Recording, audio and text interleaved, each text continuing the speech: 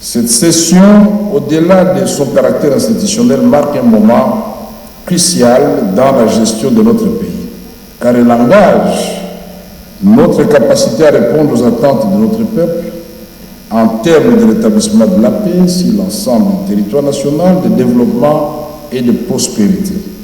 Cette année, plus que jamais, la conjoncture nationale et internationale exige de nous une rigueur accrue et une vision stratégique.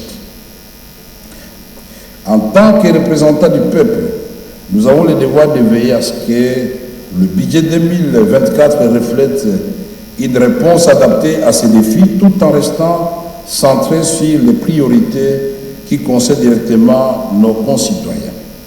Parmi les priorités essentielles de ces budgets, nous devons insister sur 1. La sécurité et la stabilité nationale. 2. L'amélioration des conditions de vie de nos populations. 3. La diversification de l'économie. 4. La gouvernance et la lutte contre la corruption. Aucune réforme budgétaire ne portera de ses fruits si nous n'améliorons pas la gestion des finances publiques. Il nous faut intensifier nos efforts pour assurer la transparence et la recevabilité dans l'utilisation des ressources de l'État. Le président Vital Kamerhe a été clair dans le sens que le pays est agressé. Il faut la mise en commun d'idées entre les acteurs politiques.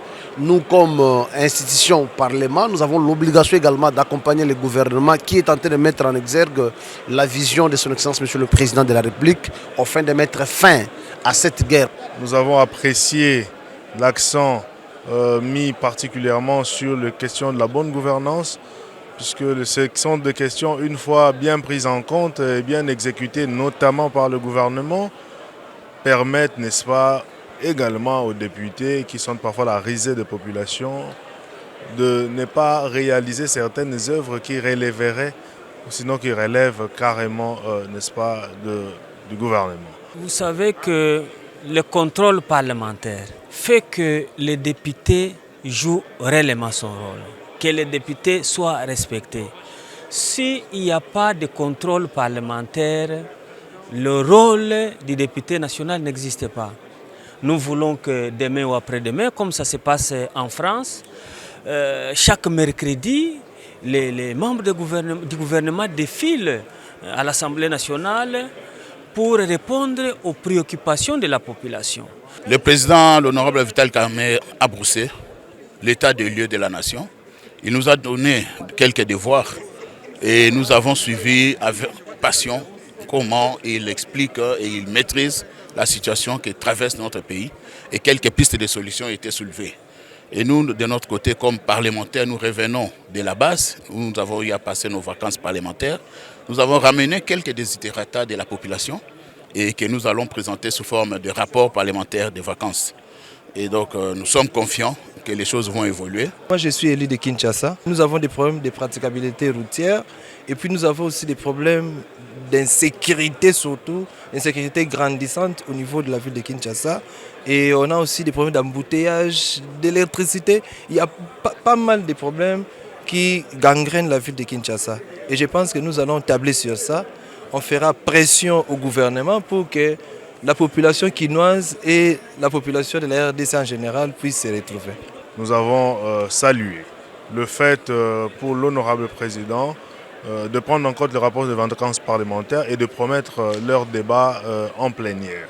Nous avons apprécié le fait pour le bureau, au travers du président, de brosser et de rappeler, n'est-ce pas, au travers d'une diplomatie parlementaire, la nécessité d'agir en faveur de la paix dans notre pays, particulièrement à sa partie est, mais aussi à l'ouest, au portillon de notre ville, la capitale Kinshasa, à Kwamout. La situation en RDC, la question sociale, la rentrée scolaire qui a eu lieu, la crise, là, et donc on a vu que rentrer au peuple et l'Assemblée nationale va s'assumer. L'Assemblée nationale va faire le travail pour lequel nous avons été élus.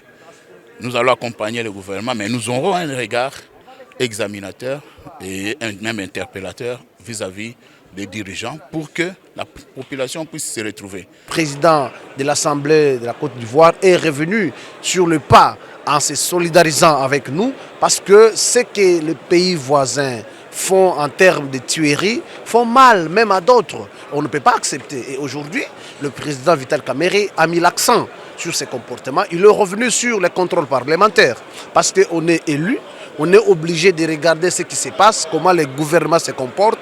Là où ça ne va pas, rappeler celui qui gère ce département pour qu'il vienne se justifier ici. On a suivi le discours panafricain de son homologue ivoirien que nous avons salué et que nous avons apprécié parce que l'Afrique a beaucoup besoin plus, n'est-ce pas, d'une certaine solidarité, d'un partenariat de développement sud-sud avec le même état d'esprit. On a pensé qu'un pacte africain pour le développement et la paix est possible. Nous allons nous y investir.